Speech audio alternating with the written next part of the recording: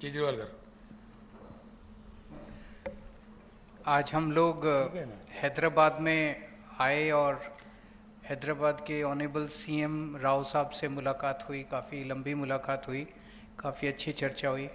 सबसे पहले मैं राव साहब का हमारी पूरी टीम की तरफ से बहुत बहुत शुक्रिया अदा करना चाहता हूं कि उन्होंने हमें हमारे साथ टाइम निकाल के मुलाकात की और इतना प्यार और सम्मान हम लोगों को दिया। I am all of us are very very very grateful to him. हमने अपनी पूरी बात उनके सामने रखी और जैसा भी उन्होंने कहा कि दिल्ली के लोगों को न्याय दिलाने के लिए वो, उनकी पार्टी और उनकी पूरी सरकार दिल्ली के लोगों के साथ है। ये बात केवल दिल्ली की नहीं है, ये बात देश के जनतंत्र को बचाने की है। जो अध्यादेश पारित किया गया है वो देश के जनतंत्र के खिलाफ है, संविधान के खिलाफ है। सो उनकी सपोर्ट से हमें बहुत ताकत मिली है और हम इस सपोर्ट के लिए मैं पूरे दिल्ली के लोगों की तरफ से उनका तहे दिल से शुक्रिया अदा करना चाहता हूं। हमारी सरकार दिल्ली में पहली बार जब 2015 में बनी थी, फरवरी 2015 में दिल्ली में हमारी सरकार बनी थी।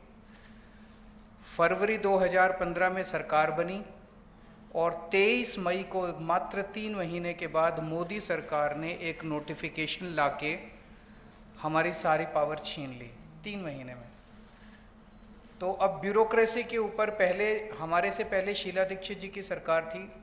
शीला दीक्षित जी का पूरा कंट्रोल था ब्यूरोक्रेसी के ऊपर, transfer, posting, disciplinary action, creation of new posts. So जितने सर्विस रिलेटेड मैटर्स हैं, शीला दीक्षित जी का पूरा कंट्रोल था। हमारी सरकार आने के बाद 23 मई 2015 को उन्होंने नोटिफिकेशन लाके ये सारी पावर छीन ली। तो as a chief minister of Delhi I can not even transfer post, education secretary, health secretary, deputy secretary, मैं कुछ नहीं कर सकता। वो सारी पावर छीनने के बाद 8 साल तक दिल्ली के लोगों को उन्होंने अपंग करके रखा। हम दिल्ली के लोग 8 साल तक कोर्ट दर court, high court, supreme court लड़ते रहे। 8 साल की हमारी लड़ाई के बाद 11 मई को, अभी पिछले कुछ दिन पहले, सुप्रीम कोर्ट की संविधान कॉन्स्टिट्यूशन बेंच ने, 5 जजों ने मिलकर 5-0 से दिल्ली के लोगों के हक में फैसला दिया।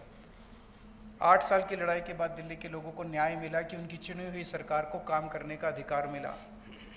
हमें 8 साल लग गए उस नोटिफिकेशन को कैंसिल कराने में और न्याय लेने में।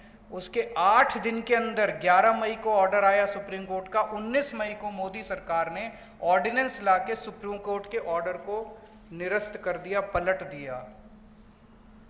पूरे देश भर में लोग कह रहे हैं कि जिस देश का प्रधानमंत्री सुप्रीम कोर्ट को नहीं मानता, सुप्रीम कोर्ट के आदेश को नहीं मानता, फिर न्याय लेने के लिए लोग कहां जाएंगे? अगर देश का प्रधानमंत्री कहता है कि मैं सुप्रीम कोर्ट के आदेश को नहीं मानता और कानून लाके वो आदेश को पलट देता है, तो फिर तो न्याय के लिए कोई जगह नहीं बच जाती है। कहां जाएंगे फिर लोग न्याय लेने के लिए? फिर तो कोई अंतिम चीज ही नहीं है। वो प्रधानमंत्री जी कहते हैं मैं नहीं मानता सुप्रीम कोर्ट को, ऐसे देश कैसे चलेगा? ये तो बिल्कुल गलत है। अब ये अध्यादेश लाके वापस सारी पावर छीन ली। तो एक तरह से, जैसे अभी राव साहब ने बिल्कुल सही बोला, ये अध्यादेश दिल्ली के लोगों का अपमान है, घोर अपमान है। एक तरह से प्रधानमंत्री जी ये कह रहे हैं कि तुम जो मर्जी सरकार चुनो, मैं उसको काम नहीं करने दूंगा। तो दिल्ली के लोगों को चैलेंज कर रहे हैं प्रधानमंत्री मोदी जी कि तुम जो मर्जी सरकार चुनोगे, मैं काम नहीं करने दूंगा। और ये बात केवल दिल्ली के लोगों की नहीं है, पूरे देश में हम लोग देख रहे हैं कि अगर किसी राज्य के अंदर लोग नॉन बीजेपी गवर्नमेंट बना देते हैं तो उसको काम नहीं करने देते। या तो 3 तरीके अपनाते हैं, या तो वहां पे एमएलए खरीद लेते हैं दूसरी पार्टी के, सरकार गिरा देते हैं। कितना हमने देखा, कितनी जगह पे देखा, एमएलए खरीद के सरकार गिरा देते हैं। या एमएलए तोड़ लेते हैं, ईडी भेज के, सीबीआई भेज के, डरा के एमएलए तोड़ लेते हैं, सरकार गिरा देते हैं। या फिर ऑर्डिनेंस ले आते हैं गवर्नर के जरिए, गवर्नर का गलत इस्तेमाल करके सरकार को तंग करते हैं। जैसे आप लोगों के गवर्नर आपके बिल नहीं पास होने देते, काम नहीं करने देते उन लोगों को। तो इस तरह से मैसेज ये है कि अगर कोई भी राज्य के लोग नॉन बीजेपी सरकार बनाएंगे तो हम उसको काम नहीं करने देंगे, सरकार तोड़ देंगे। ऐसे देश नहीं चल सकता। ये तो बहुत खतरनाक स्थिति है पूरे देश के सामने। मैं जो पूरे देश भर में घूम रहा हूं समर्थन मांगते हुए, मैं केवल अपने लिए समर्थन नहीं मांग रहा, मैं देश के संविधान के लिए और देश के जनतंत्र के लिए समर्थन मांग रहा हूं। हमारे जो स्वतंत्रता सेनानियों ने लड़ाई लड़ी थी, वो ऐसे भारत के लिए लड़ाई थोड़ी लड़ी थी कि एक पार्टी आएगी सेंटर के अंदर, वो पार्टी बस एक ही पार्टी का पूरे देश के अंदर राज होगा। जिस तरह से आज इन्होंने माहौल बनाया हुआ है, फिर तो एक प्रधानमंत्री और 31 गवर्नर बस वो चला लें इस देश को, फिर मुख्यमंत्री बनाने की क्या जरूरत है, फिर चुनाव लड़ने की करने की क्या जरूरत है, फिर तो ये तानाशाही होगी। इस तानाशाही के खिलाफ हम लोग लड़ रहे हैं। राज्यसभा के अंदर जब ये बिल आएगा, राज्यसभा के अंदर बीजेपी के पास मेजॉरिटी नहीं है। बीजेपी के out of 238 MPs, BJP has only 93 MPs. BJP के पास मेजॉरिटी नहीं है। मैं फिर से शुक्रिया अदा करता हूं राव साहब का। अगर हम सब लोग नॉन बीजेपी पार्टीज इकट्ठे हो गए तो इस बिल को हम राज्यसभा के अंदर गिरा सकते हैं।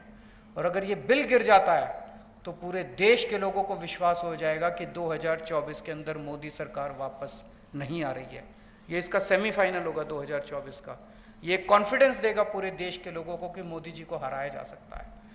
तो ये जनतंत्र को बचाने की लड़ाई है, देश की आजादी को बचाने की लड़ाई है। बहुत बहुत धन्यवाद। बहुत बहुत